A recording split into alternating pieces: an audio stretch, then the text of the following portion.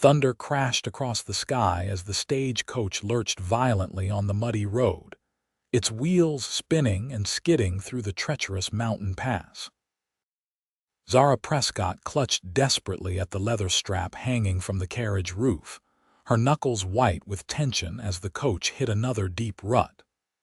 The year was 1878, and this journey from Boston to the Arizona Territory had already proven far more perilous than she had anticipated. "Driver, please slow down," she called out, her voice drowned by the howling wind and the heavy drumming of rain against the coach's canvas top. The other passengers, an elderly couple and a traveling salesman, exchanged worried glances as the stagecoach pitched sideways. Zara had joined them at the last station, her fine clothes and careful speech marking her as someone unaccustomed to the harsh realities of frontier travel. "We're not going to make it to Clifton in this storm, miss," the elderly man shouted over the din. "These mountain passes are dangerous in fair weather," let alone his words were cut short as lightning struck a tree ahead, sending it crashing onto the road. The horses reared in terror. The driver yanked hard on the reins, and the coach lurched violently to avoid the fallen trunk. Zara felt herself thrown against the door, which had come unlatched in the chaos. In a terrifying moment of suspension, she found herself airborne, her scream lost in the tempest, as she was flung from the carriage and down the steep embankment. The world spun in a kaleidoscope of mud, rain, and darkness. Zara's body tumbled down the slope, through brush and over rocks, until a sickening impact against something solid brought her to a halt.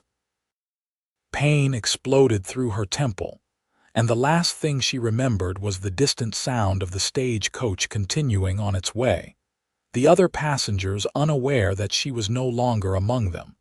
When consciousness returned, it came in fragments.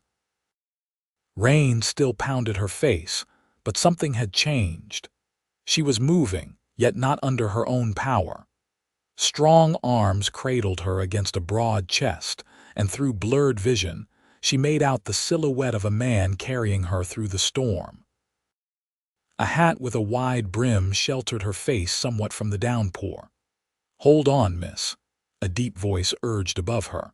"Got a cabin just over the ridge. You'll be all right." Zara tried to respond but found she couldn't form words. The pain in her head intensified and darkness claimed her once more. The next time she awoke, it was to warmth and the crackling sound of a fire.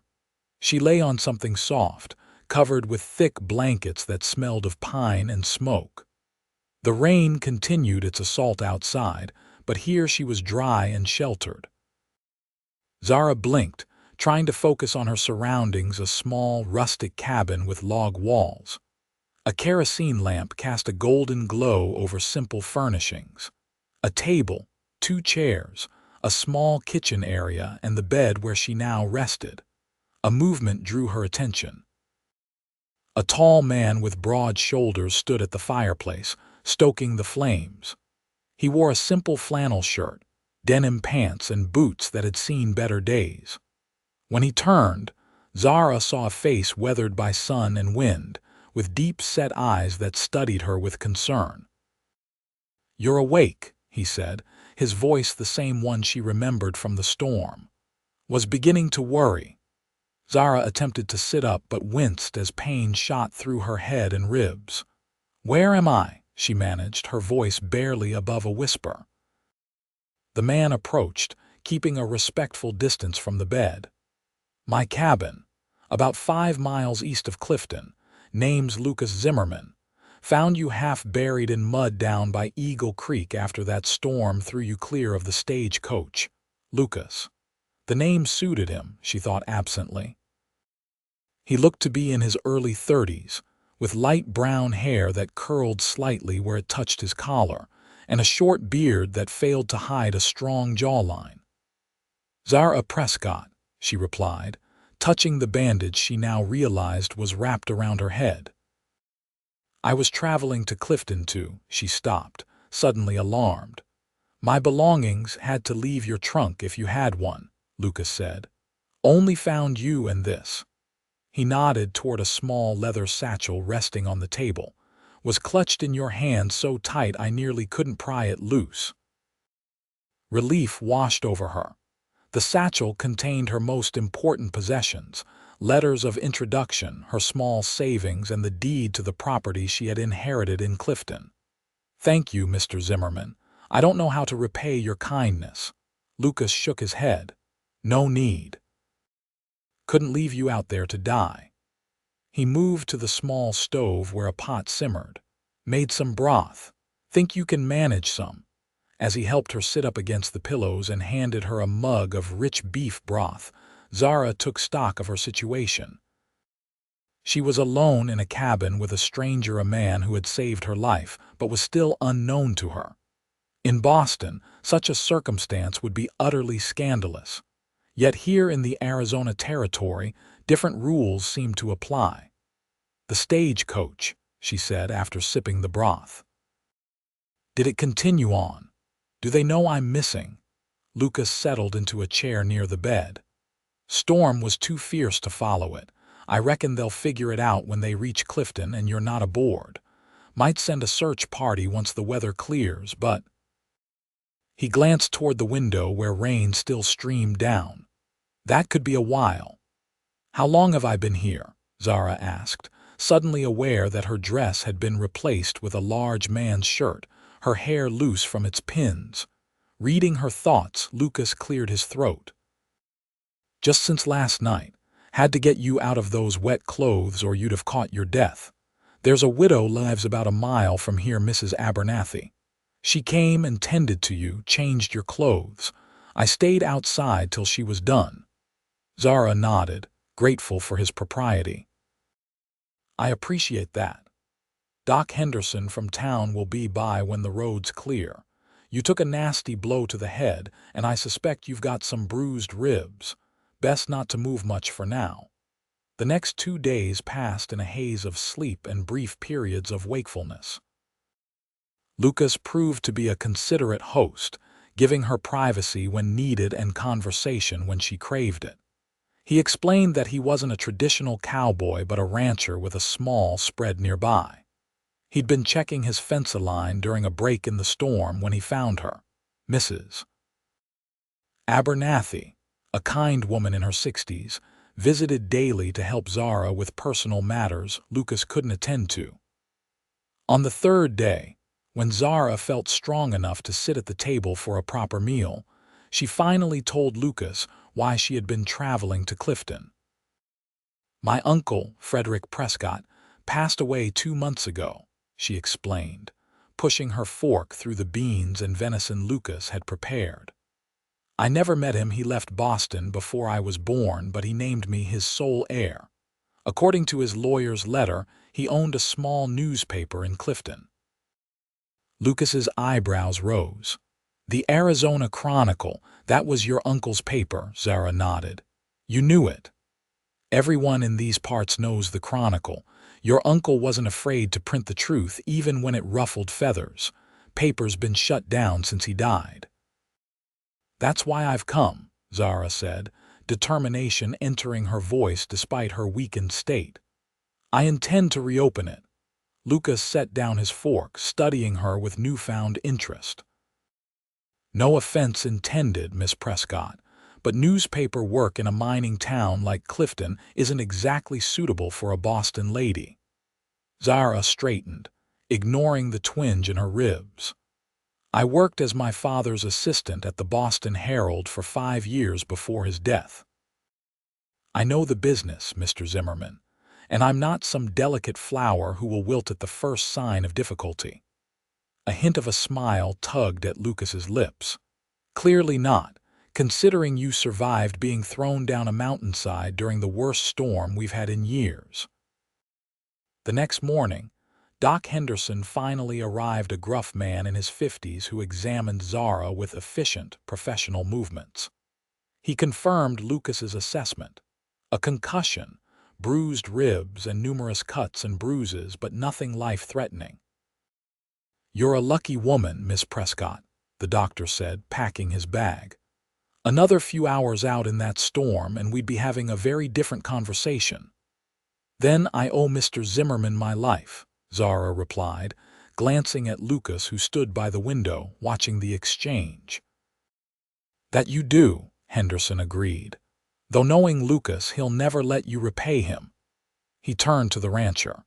"She should rest another few days before attempting the journey to town. Those ribs need time to heal." After the doctor left, a silence fell between them. Lucas busied himself with chores while Zara rested in a chair near the fire, a quilt wrapped around her shoulders. "Tell me about Clifton," she said eventually, breaking the quiet. "What sort of place am I moving to?" Lucas paused in his work. "It's a mining town, mostly." "The copper mines bring in all sorts: miners, merchants, gamblers, ladies of questionable repute." He cleared his throat. "Good people too, mind you. Families trying to make a life. The mines are owned by the Silverdale Company. Your uncle's paper was often at odds with them." "Why?" Zara asked, genuinely curious. "Conditions in the mines. Pay disputes. The usual trouble between workers and owners." Lucas ran a hand through his hair. "Your uncle gave voice to the miners' grievances when no one else would, made him popular with the working folk, less so with the company men." "Is that how he died? Was he—" She hesitated to voice her sudden suspicion. Lucas shook his head. "Doc Henderson said it was his heart, natural causes, but there are those who wonder if the stress of the threats against him contributed." "Threats?" Zara's eyes widened. "Nothing unusual for a newspaper man who prints unpopular truths," Lucas said, though his tone suggested otherwise. "Just something to consider before you decide to follow in his footsteps." That night, as Zara lay in Lucas's bed, he insisted on sleeping on a pallet by the fire. She contemplated her situation. She had left Boston with dreams of independence, of building something that was truly her own. The newspaper represented freedom from the life that had been suffocating her, the endless parade of suitable bachelors her mother had presented after her father's death, the diminishing opportunities for a woman alone. Now, hearing about her uncle's conflicts with powerful interests, she felt not fear but a steely resolve forming. Frederick Prescott had stood for something. If she abandoned his newspaper, that voice would be silenced forever. Over the next few days, as her strength returned, Zara learned more about Lucas Zimmerman. He had come to Arizona 10 years earlier, a young man of 23 seeking his fortune. Instead of striking it rich in the mines like many hoped to, he had worked cattle for various ranchers until saving enough to buy his own small spread. He ran about 200 head of cattle now, with help from 2 hired hands who lived in a bunkhouse near his main ranch, about 2 miles from the hunting cabin where Zara was recuperating. "Why did you keep this cabin?" Zara asked one evening as they shared a meal of rabbit stew. "If you have a proper house at your ranch," Lucas's face grew thoughtful. "Sometimes a man needs solitude. The ranch is work, always something needing attention. Here I can just be." He met her eyes. "My father was a farmer in Missouri. Worked from dawn till dusk every day of his life, never taking a moment to enjoy the land he tended. Died at 45, worn to nothing. I promised myself I'd find a different way." "Yet you work just as hard," Zara observed. Lucas smiled. "But I make time to watch the sunset. To fish Eagle Creek when the trout are running. To sit by a fire and read a good book." He nodded toward a small shelf of well-worn volumes. "Your uncle's newspaper included book reviews, introduced me to authors I'd never have found otherwise." Something warm unfurled in Zara's chest. This man, rough-hewn and calloused as he was, had depths she hadn't expected. A week after her accident, Zara insisted she was well enough to travel to town. Lucas reluctantly agreed, but insisted on taking her himself rather than sending for the stagecoach. "My wagon has better springs, and we can take it slow," he said as he helped her into the seat beside him. He had brought her a dress borrowed from Mrs. Abernathy's daughter, who was closer to Zara's size. Though simple compared to her Boston attire, the calico dress was clean and well made. The journey to Clifton took most of the morning. As they crested the final hill, Zara got her first glimpse of her new home, a bustling town nestled in a valley, with the Clifton copper mines visible on the far hillside. Smoke rose from smelters, and the distant sound of machinery drifted up to them. "It's larger than I expected," she admitted, taking in the main street lined with false-fronted buildings, the church steeple, and the scattered houses spreading up the gentle slopes. "Boom town," Lucas explained. 10 years ago, it was just a few tents and a saloon. Copper changed everything." He guided the wagon down the hill and onto the main street, navigating around freight wagons and riders. Zara felt eyes turn toward them, curious about the stranger riding with the rancher everyone seemed to know. Lucas acknowledged greetings with a touch to his hat brim, but didn't stop until they reached a 2-story building with a weathered sign that read Arizona Chronicle hanging askew above the door. "This is it," he said, setting the brake. "Your uncle lived in the rooms above the print shop." The building stood silent, its windows dusty but intact. Next door was a general store, and across the street stood the Silver Dollar Saloon, already doing business despite the early hour. Lucas helped Zara down from the wagon, his hands strong at her waist. For a moment, they stood close, and Zara felt a flutter of something she hadn't experienced before, not in the company of all those suitable Boston gentlemen her mother had paraded before her. The moment was broken by a call from across the street. "Zimmerman. Didn't expect to see you in town today." A well-dressed man approached, his suit finer than most Zara had seen since leaving Boston. He wore a diamond stickpin in his cravat and carried a silver-topped walking stick, though he appeared to have no need of it. "Harrington," Lucas acknowledged, his tone noticeably cooler. "Just bringing Miss Prescott to claim her inheritance." The man's eyebrows shot up. "Prescott, Frederick's niece." He removed his hat and offered a small bow. "Edmund Harrington, at your service, miss. I represent the Silverdale Mining Company's interests in Clifton." "Zara Prescott," she replied with a polite nod. "A pleasure."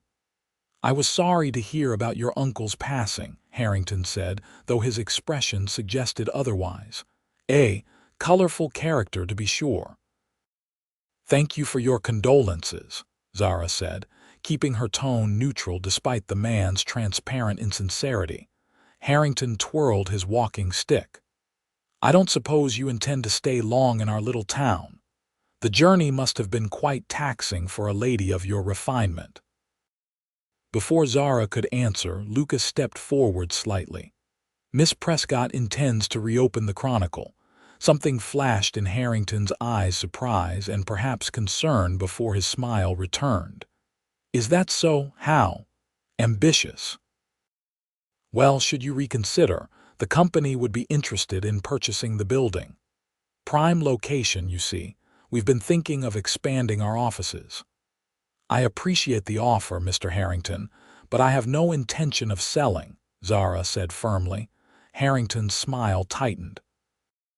"Of course, just something to consider should you find Clifton not to your liking." He tipped his hat again. "Good day, Miss Prescott. Zimmerman." With that, he crossed back to the other side of the street, where a group of similarly well-dressed men waited outside a building marked Silverdale Mining Company Clifton Office. "Charming," Zara murmured. Lucas snorted. "Harrington's the company's troubleshooter. When miners start talking about unions or better conditions, he's the one who makes sure the discussions don't go far." He produced a key from his pocket. "Your uncle gave me this years ago. Asked me to keep an eye on the place when he traveled. Suppose it's yours now." The key turned smoothly in the lock, and they stepped into the dusty interior of the Arizona Chronicle. The front room held a counter where subscribers could pay their dues and advertisements could be placed. Behind it, a larger room contained the printing press, an impressive piece of machinery that dominated the space along with type cabinets, a large desk covered in papers, and shelves of supplies. Zara ran her fingers over the press, feeling a connection to her uncle whom she'd never met but whose passion she shared. "It's perfect," she whispered. Lucas watched her, a curious expression on his face. "You really mean to do this, don't you?" "More than ever," she affirmed, meeting his gaze. "Especially now." They climbed the narrow stairs to the living quarters above. A sitting room, small kitchen, and bedroom made up the apartment. It was sparsely furnished but clean, with a few personal touches, framed illustrations from newspapers, a collection of books, a fine chess set on a side table. "Mrs. Abernathy came and tidied up after the funeral," Lucas explained. "Said she couldn't bear to think of dust settling over Frederick's things."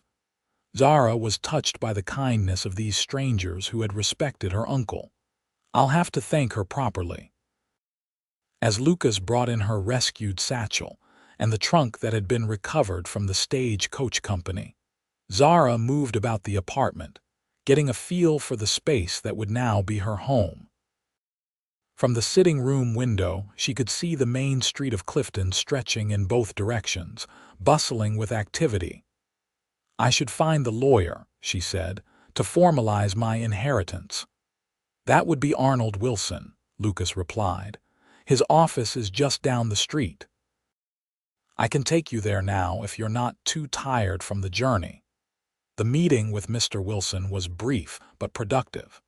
The lawyer seemed genuinely pleased that Frederick's niece had come to continue his work.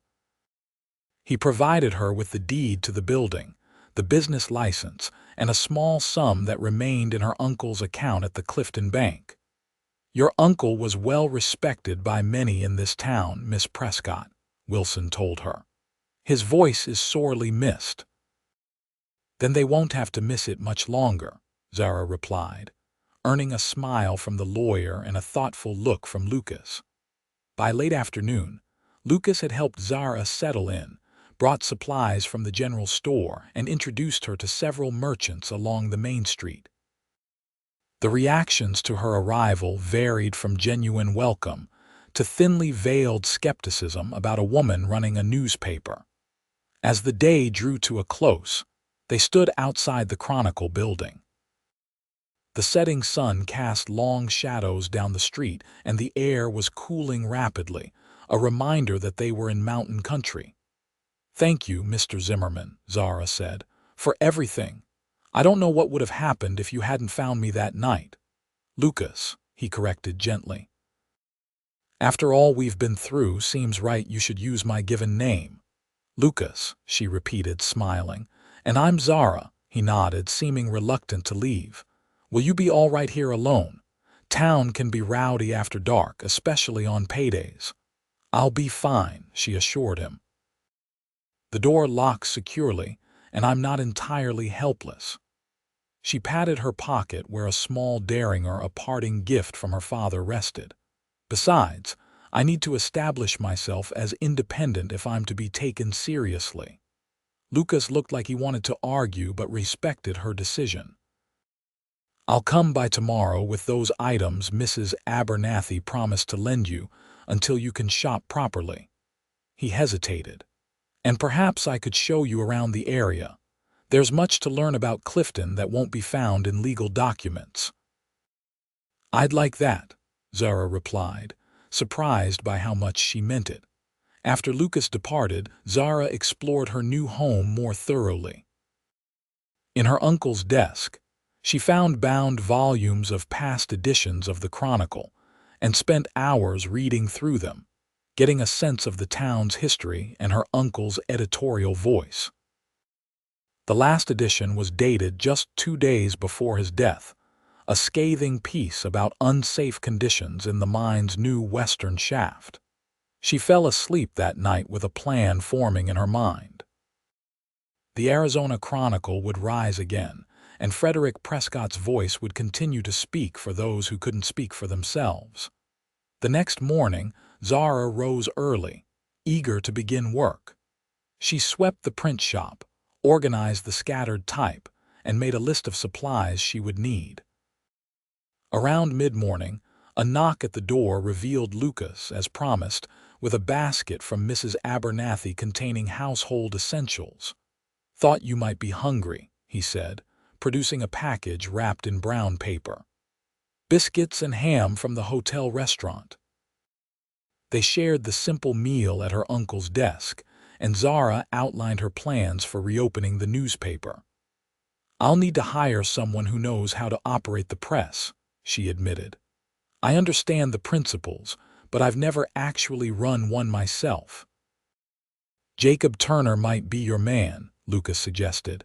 "He apprenticed under your uncle for a time, works odd jobs around town now." "Would you introduce us?" Lucas nodded. "After I show you around, as promised." The tour of Clifton revealed a town of stark contrasts. The main street boasted substantial buildings, a bank, hotel, several saloons, and various businesses catering to the needs of a growing community. Yet just a few blocks away, miners and their families lived in simple cabins and boarding houses, many in conditions that Zara found shocking after her sheltered Boston upbringing. "The company owns most of these dwellings," Lucas explained as they walked past rows of identical small houses. "Rents them to the miners and deducts the cost from their pay. Same with the company store.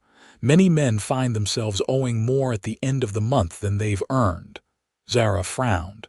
"That's hardly fair." "It's how these company towns operate," Lucas said. "Your uncle wrote about it often." They continued to the edge of town where the mine operations began.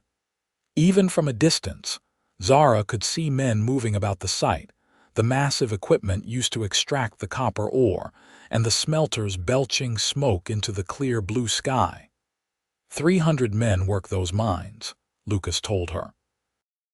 Most for 12 hours a day, 6 days a week. Accidents are common. Last year a tunnel collapsed, killing 7. The company called it an unavoidable tragedy. "Was it?" Zara asked. Lucas's expression darkened. "Your uncle got hold of a report written by the company's own engineer warning that the support timbers needed replacement. The report was ignored to save costs." Zara felt her journalistic instincts stirring. "No wonder Mr. Harrington was so quick to offer to buy my building."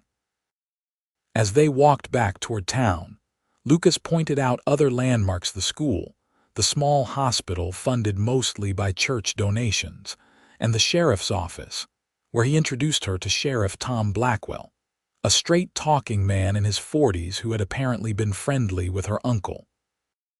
"Frederick was a pain in my backside sometimes with his editorials," Blackwell said with a wry smile, "but he was always fair.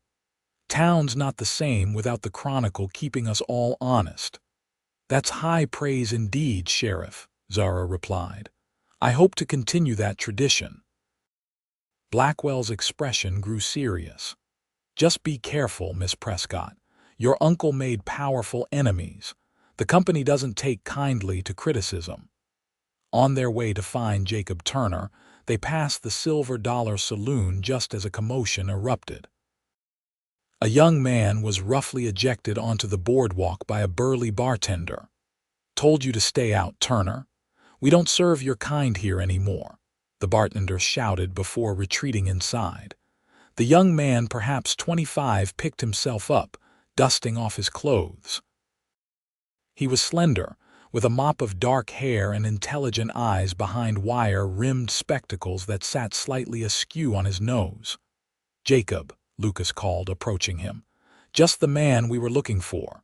Turner straightened his glasses. "Mr. Zimmerman, what can I do for you?" Jacob Turner, meet Zara Prescott, Frederick's niece. Turner's eyes widened. Miss Prescott, you're really here. His face broke into a smile. Your uncle spoke of you, often showed me the letters you wrote him. Zara was surprised. He kept my letters. We only corresponded a few times. He was proud of your writing, Turner said earnestly. Said you had the family gift for words. This unexpected connection to her uncle moved Zara deeply. Mr. Turner, I'm reopening the Chronicle, and I need someone who knows how to operate the press. I understand you apprenticed with my uncle. The young man straightened, his earlier humiliation forgotten. Yes, madam, for 2 years before Mr. Prescott died. His expression fell. Been doing odd jobs since. Not much call for printing skills in Clifton without the newspaper. Would you consider coming back to work at the Chronicle? Turner's face lit up. Nothing would make me prouder, Miss Prescott. And so, with Lucas's help, Zara spent the day gathering what she needed to revive the Arizona Chronicle. By evening, she had hired Jacob Turner as her printer, arranged for paper deliveries, and begun drafting her first edition. Lucas remained by her side throughout, offering insights about the town and its people that would prove invaluable. As darkness fell, they sat in her uncle's, now her apartment, sharing a simple dinner Jacob had brought from a nearby boarding house. You've accomplished more in one day than most newcomers do in a week, Lucas remarked, genuine admiration in his voice. I had excellent guidance, Zara replied, finding herself studying his face in the lamplight. In the week since he'd rescued her from the storm, Lucas Zimmerman had transformed in her eyes from a rough-hewn stranger to someone she was coming to rely on perhaps too much.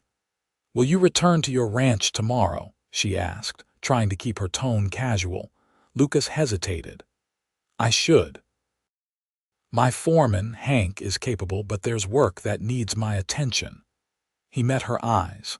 But I don't like leaving you here alone, especially once you start printing stories the company won't appreciate. I won't be alone, Zara reminded him. Jacob will be here during the days, and Sheriff Blackwell said he'd make extra rounds past the building at night. Lucas didn't look convinced. Blackwell's a good man, but he's just one sheriff with a town full of saloons and mining camps to patrol. Are you suggesting I shouldn't reopen the newspaper? Zara challenged, a hint of fire entering her voice. No, Lucas replied quickly. That's not what I meant at all. The Chronicle is needed here. Your uncle's voice, your voice now matters. He ran a hand through his hair, a gesture she'd noticed he made when troubled. I just worry, that's all. The sincerity in his expression softened her response. I appreciate your concern, truly, but this is something I need to do, not just for my uncle but for myself. Later, after Lucas had left for the small hotel room he'd taken for the night before returning to his ranch, Zara stood at her window, looking out at the now quiet Main Street. A few lights still burned in the saloons, and occasionally a figure would stagger along the boardwalk, but Clifton was settling in for the night. She thought about Lucas Zimmerman, this man who had saved her life and was now, intentionally or not, working his way into her heart. It was too soon, she told herself. She barely knew him. Yet there was something about his quiet strength, his integrity, that drew her to him. The next morning, Lucas helped her and Jacob sort out the final details for the newspaper's reopening before reluctantly preparing to return to his ranch. I'll be back in town on Saturday for supplies, he told her as they stood outside the Chronicle building. Sooner if you need anything. He handed her a piece of paper. Written directions to my ranch. It's about 2 hours' ride. Sheriff Blackwell or Jacob can show you the way if necessary. Zara tucked the paper into her pocket. Thank you for everything. Something passed between them, then an unspoken connection that made her breath catch. For a moment she thought he might step closer, might take her hand or even. but Lucas merely touched the brim of his hat, gave her a nod that contained more emotion than the gesture usually conveyed, and mounted his horse. She watched until he disappeared around the bend in the road, then turned back to the task at hand. The Arizona Chronicle would publish its first edition under her management in 2 days' time. True to his word, Jacob Turner proved invaluable. His knowledge of the printing press and of Clifton itself helped Zara craft a first edition that would announce her arrival while honoring her uncle's legacy. She wrote a front-page editorial introducing herself to the town and pledging to maintain the Chronicle's commitment to truth and fairness. In the days that followed, Zara immersed herself in learning about her new community. She interviewed shopkeepers and teachers, miners and their wives. She attended a town meeting where the need for a larger school was discussed, and took careful notes about the company's reluctance to contribute to the project, despite profiting enormously from the town's growth. Her first edition sold out within hours of hitting the streets. Jacob printed a second run, and those copies disappeared almost as quickly. It seemed Clifton had indeed missed having a newspaper, and the citizens were eager to welcome Frederick Prescott's niece. Not everyone was pleased, however.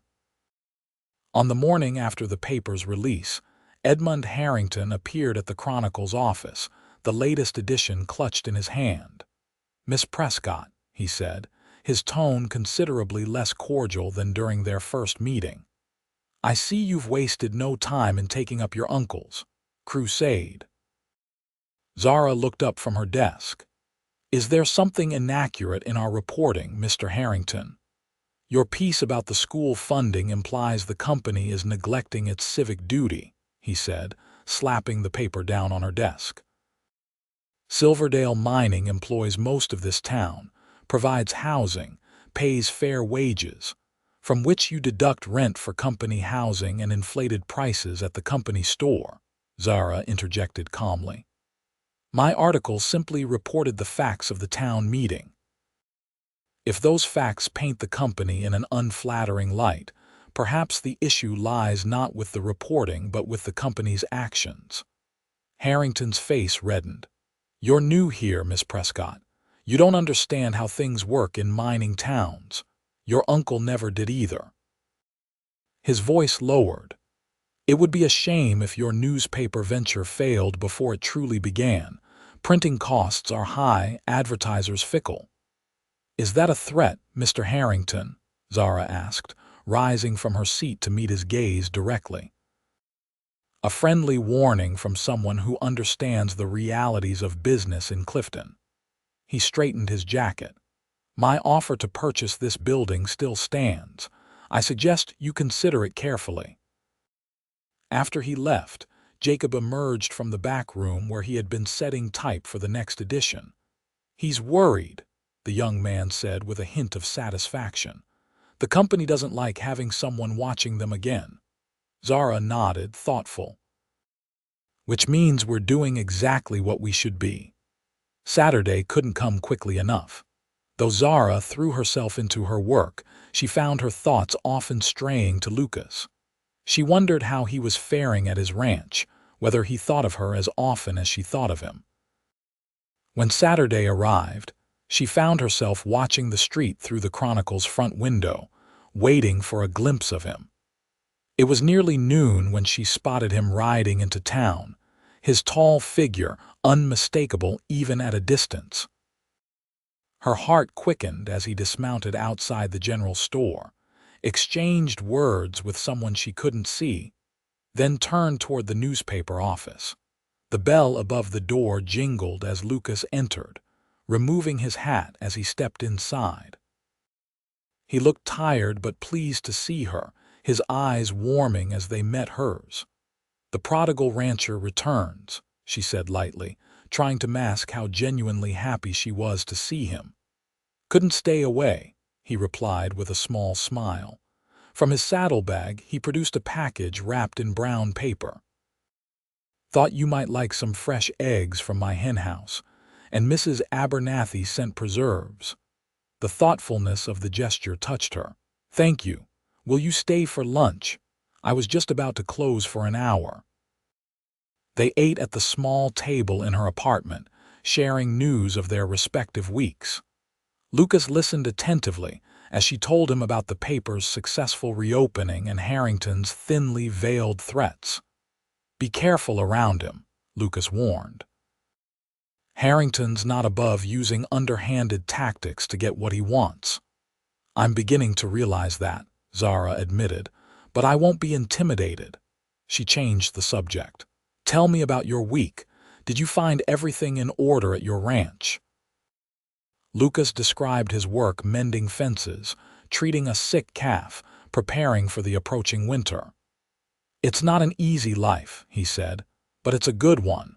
The land gives back what you put into it if you treat it right."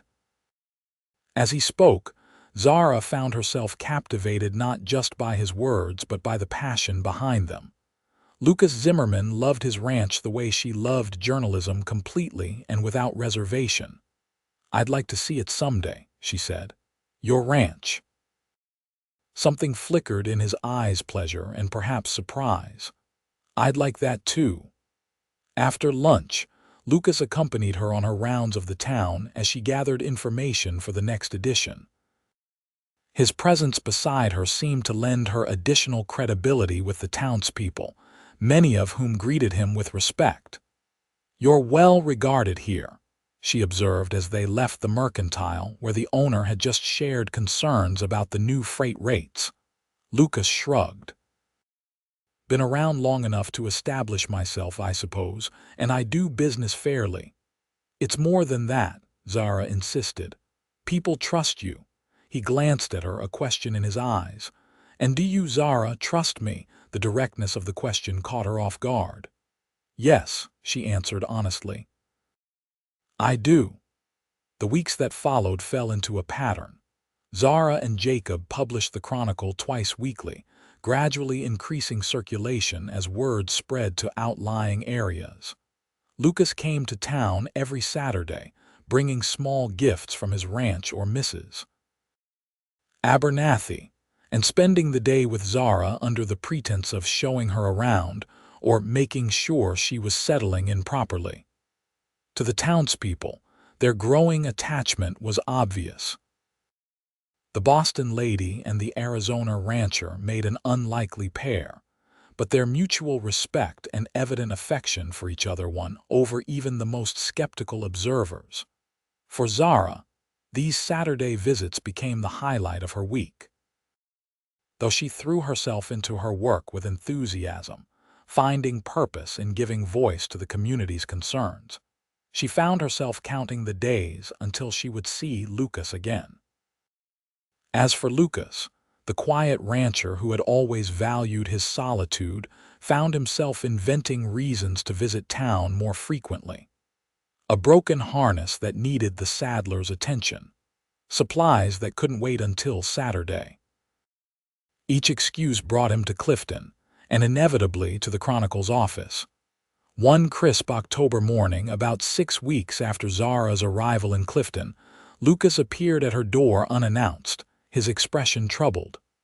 "What's happened?" she asked, immediately sensing something was wrong. "There's been an accident at the mine," he said grimly. "A support beam collapsed in the western shaft, the same one your uncle wrote about before his death." Zara grabbed her notebook and pencil. "Were there injuries?" "3 men trapped. Rescue efforts are underway." He held the door open. "I thought you'd want to cover it for the Chronicle." They hurried to the mine site where a crowd had gathered. Miners' wives clutched each other's hands, their faces drawn with worry. Company officials huddled in conversation, occasionally barking orders to the rescue workers.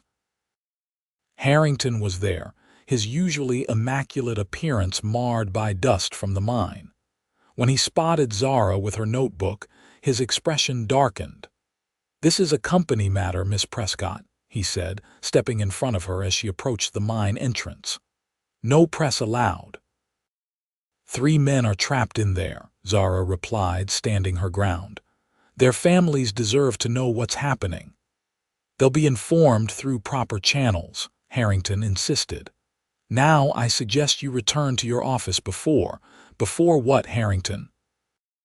Lucas interjected, his voice quiet but carrying a clear warning. The company man's eyes flicked to Lucas, measuring the threat. After a moment, he stepped aside. Just stay out of the way of the rescue operation. For hours, Zara documented the scene, the frantic efforts of the rescue team, the anxiety of the waiting families, the careful statements of company officials. Lucas remained by her side, occasionally providing context or explaining technical aspects of the mining operation. Late in the afternoon, a cheer went up as the rescue team emerged with the trapped miners all alive, though one had suffered a broken leg and another a serious head injury. As medical attention was administered, Zara interviewed one of the rescued men, a veteran miner named Otto Schmidt.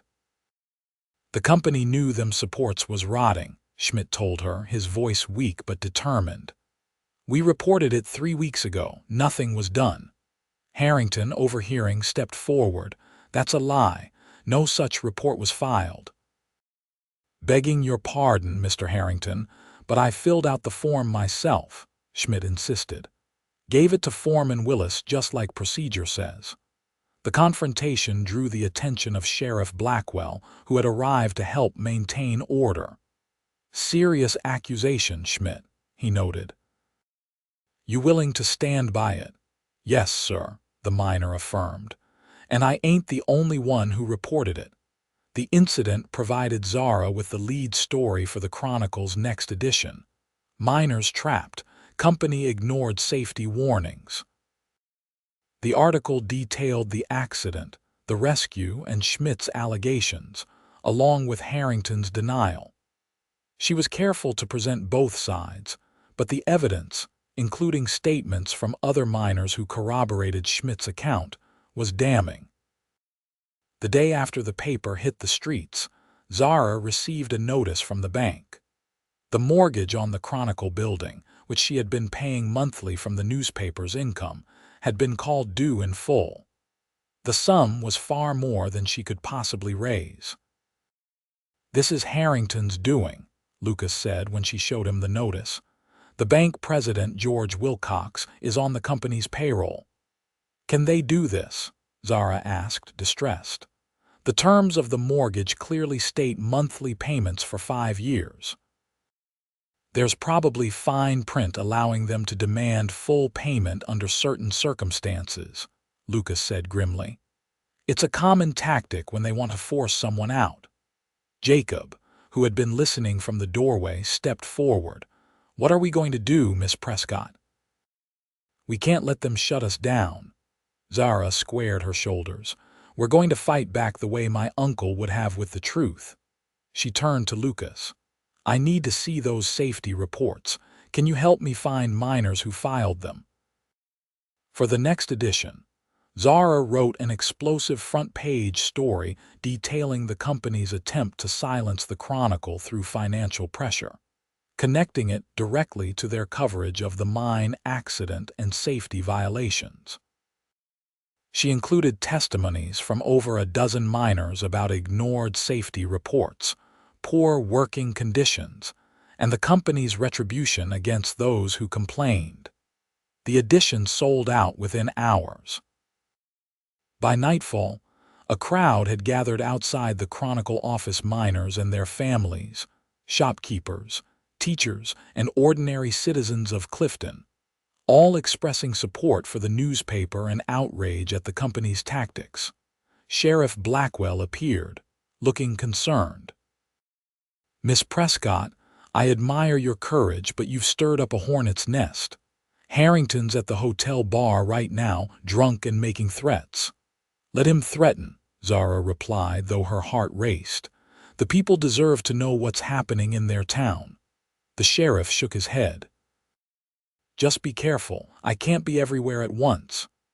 After the crowd dispersed and Jacob went home for the night, Lucas insisted on staying. I'll sleep in the print shop, he said when Zara protested. "Don't argue, Zara. Harrington's dangerous when cornered." She relented, touched by his concern, and though she wouldn't admit it, relieved not to be alone. They sat in her apartment, discussing strategies for fighting the bank's demand, until the lateness of the hour forced them to say goodnight. Zara was awakened just before dawn by the acrid smell of smoke. She bolted upright, coughing, to find gray tendrils seeping under her bedroom door. Grabbing her robe, she flung the door open to find the apartment filling with smoke rising from below. "Lucas!" she screamed, running for the stairs. The staircase was already engulfed in flames, the fire spreading rapidly through the dry wood of the old building. "Zara!" His voice came from below, followed by a crash. The front door's blocked. Something's been pushed against it from outside. Panic rose in her throat. They were trapped, the building deliberately set ablaze with the exits blocked. Through the thickening smoke, she could see flames consuming the printing press, the desk where she wrote her articles, the bound volumes of her uncle's work. A loud bang echoed from below, followed by Lucas's shout. "The back door! I've broken it open! Come down if you can!"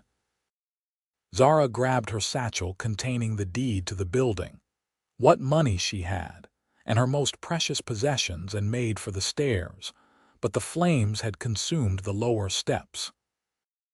Backing away, coughing violently now, she retreated to the apartment's window overlooking the alley behind the building. Lucas stood below, his face blackened with soot. "Jump!" he called up to her. "I'll catch you." Without hesitation, Zara climbed onto the windowsill. The drop was at least 15 feet, but staying meant certain death. She took a deep breath and launched herself into the air, her satchel clutched to her chest. Strong arms caught her, though the impact sent them both tumbling to the ground. For a moment they lay there, gasping for the cool night air, before Lucas pulled her to her feet and away from the burning building. By now, shouts were rising throughout the town as people awoke to the fire. A bucket brigade formed, but it was clear the Chronicle building couldn't be saved. All they could do was prevent the fire from spreading to neighboring structures. Zara watched in devastated silence as her uncle's legacy, her new beginning, was reduced to ash and ember. Lucas stood beside her, one arm protectively around her shoulders.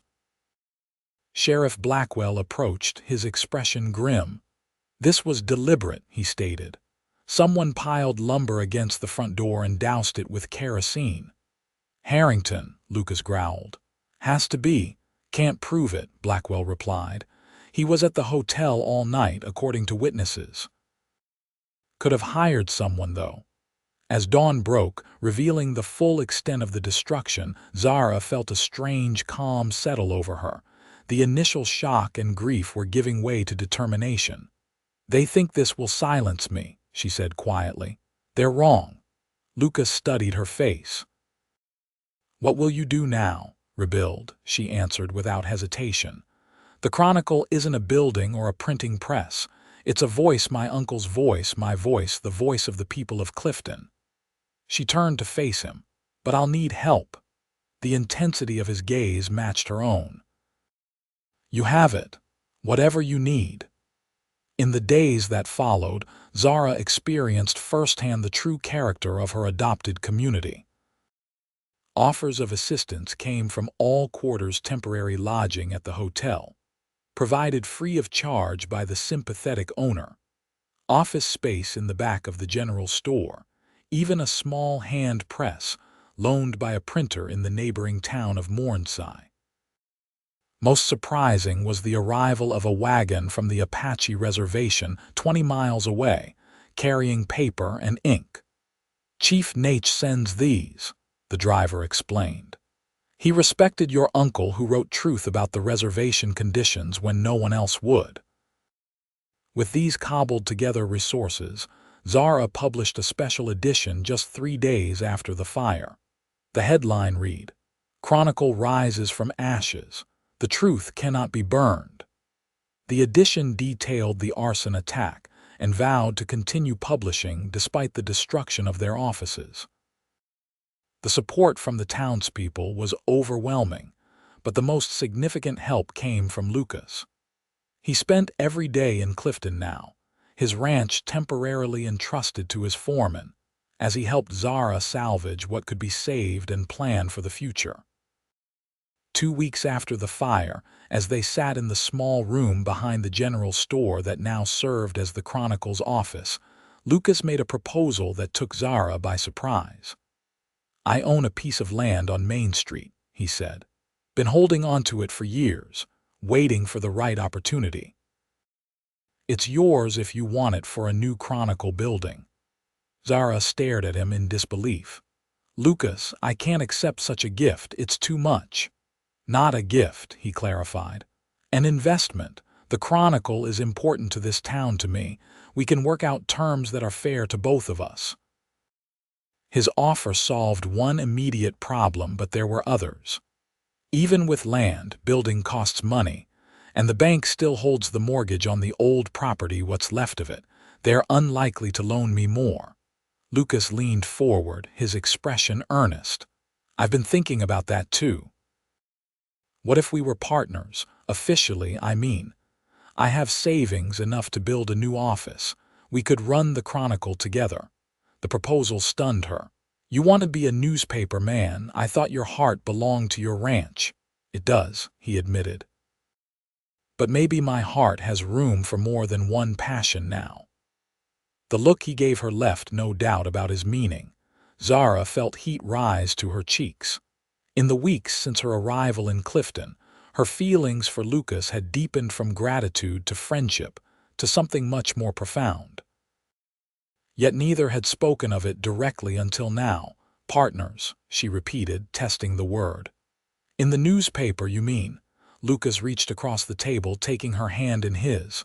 "To start with, but I hope, in time, perhaps more." The directness of his statement, the vulnerability in his usually guarded expression, moved her deeply. "I'd like that," she said softly. "Very much." Their partnership, both professional and personal, developed rapidly in the weeks that followed. Construction began on the new Chronicle building, a sturdy brick structure designed to withstand fire. Lucas proved to have a keen business mind that complemented Zara's journalistic skills, and together they planned a newspaper that would not only continue her uncle's crusading spirit, but expand to serve the growing region. Their relationship deepened as well. Lucas began courting Zara properly, with dinner at the hotel restaurant, rides into the countryside on his days in town, and evenings spent in conversation that ranged from literature to politics to their hopes for the future. The people of Clifton watched this courtship with approval. The Boston lady and the Arizona rancher had both earned the town's respect, she with her courage in the face of intimidation, he with his steadfast support of her cause. As winter settled over the mountains, bringing snow to the higher elevations and crisp, clear days to Clifton, the new Chronicle building neared completion. Zara had continued publishing from their temporary quarters, keeping the pressure on the mining company with well-researched articles about safety violations and unfair labor practices. Harrington and the company fought back, canceling advertising, pressuring merchants to withdraw support, even attempting to start a rival newspaper that quickly failed due to lack of credibility. But the Chronicle persevered, its circulation actually growing as readers from surrounding communities sought out its honest reporting. The confrontation came to a head in early December when a group of miners, emboldened by the Chronicle's support, formed the Clifton Miners Association, not quite a union, which was still a controversial concept, but an organization to advocate for better conditions and fair treatment. The company's response was swift and harsh. 12 miners identified as leaders of the association were fired, evicted from company housing, and blacklisted from working in any Silverdale operation. Zara's coverage of these events was unflinching. Her front-page story detailing the retribution prompted a town meeting where, for the first time, merchants, farmers, and ordinary citizens stood alongside the miners in demanding accountability from the company. The night after this meeting, Lucas and Zara were working late in the nearly completed Chronicle building when Sheriff Blackwell burst in. "Harrington's been recalled to San Francisco," he announced without preamble. "Company headquarters sent a telegram this afternoon. He's to return immediately for consultation." Zara and Lucas exchanged surprised glances. "What does it mean?" she asked. "Could be they're pulling him out before things get worse," Blackwell suggested. "The company's reputation is taking a beating, not just here but in other towns where the Chronicle circulates. Investors don't like bad publicity." The sheriff's assessment proved correct. A week later, a new company representative arrived in Clifton, a younger man named Thomas Grant, whose first official act was to rehire the dismissed miners and announce a review of safety procedures in all Silverdale operations. Grant requested a meeting with Zara at the Chronicle office. Lucas insisted on being present, still distrustful of company intentions. "Miss Prescott," Grant began once they were seated in the still unfinished editor's office, "Mr. Zimmerman, I've been sent by the board of directors to address the situation that has developed here in Clifton." The situation being the company's disregard for worker safety and fair treatment, Zara asked pointedly. Grant nodded, surprising them both. "Precisely. The board has reviewed your reporting and found it to be uncomfortably accurate." He cleared his throat. "The fact is, Miss Prescott, Silverdale Mining can't afford the kind of publicity you've generated. Our investors are nervous, and competitors are using your articles to damage our standing in other communities." "So you're here to silence the Chronicle?" Lucas asked, his tone hardening. "On the contrary," Grant replied. "I'm here to fix the problems you've identified. The company is prepared to institute a comprehensive safety program, revise the company's store's pricing structure, and establish a formal process for workers to report concerns without fear of retribution." Zara studied him skeptically. "And in return, fair, balanced reporting," Grant said simply. "We don't expect you to become a company mouthpiece. Just acknowledge our efforts to improve when we make them." It was more than Zara had hoped for. "The Chronicle will report the truth, Mr. Grant. If Silverdale truly reforms its practices, that will be reflected in our coverage." After Grant departed, Lucas turned to Zara with a mixture of amazement and pride. "You did it," he said. "You actually brought the company to heel." "We did it," she corrected. "I couldn't have done this alone, Lucas." He took her hands in his. "You're an extraordinary woman, Zara Prescott. When I found you in that storm, I never imagined you'd change this town, change me so completely." "For the better, I hope?" she asked, smiling up at him. "In every way," he assured her, drawing her closer. "I love you, Zara. Have almost from the beginning, I think." The words she had longed to hear filled her with joy. "And I love you, Lucas Zimmerman, my rescuer, my partner, my heart." Their kiss, long overdue, sealed a promise that had been building since that stormy night when fate had thrown them together. The new Chronicle building opened officially on Christmas Eve with a celebration that drew much of the town. The press, a new model, more efficient than the one lost in the fire, stood gleaming in the print shop. The offices were spacious and well lit, with large windows overlooking Main Street. As townspeople toured the facility, offering congratulations and renewing subscriptions, Zara found a moment alone with Lucas in the editor's office that they now shared. "It's everything I hoped for," she said, looking around at the realization of their vision. "A newspaper to be proud of, a voice for the community, a legacy my uncle would have cherished. Lucas smiled, reaching into his pocket. Perhaps there's one more thing to make it complete. He produced a small velvet box, opening it to reveal a delicate gold ring set with a modest diamond.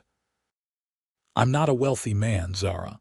The ranch does well enough and now the newspaper, but what I lack in fortune I hope to make up for in devotion. He took a breath. Will you marry me? Be my partner in all things as you already are in so many. Tears of happiness filled Zara's eyes. Yes, she whispered. 1,000 times yes. Their wedding, held in early spring when the desert bloomed with unexpected color, united not just two people but two worlds. Zara's mother traveled from Boston, initially skeptical of her daughter's choice, but soon won over by Lucas's quiet strength and evident adoration of Zara. The townspeople of Clifton attended en masse, celebrating the couple who had done so much to improve their community. In the years that followed, Zara and Lucas built a life that balanced his ranch and their newspaper. They constructed a comfortable home halfway between the two, where they could enjoy the peace of country living while remaining connected to the town they served. The Chronicle thrived under their joint leadership, expanding to become the most respected newspaper in the territory. They welcomed their first child, a son named Frederick Lucas Zimmerman, a year after their marriage. A daughter, Margaret Rose, followed 2 years later. Their children grew up with ink in their veins and dust on their boots, equally at home in the newspaper office and on the ranch. The mining company, true to its word under new leadership, implemented the promised reforms.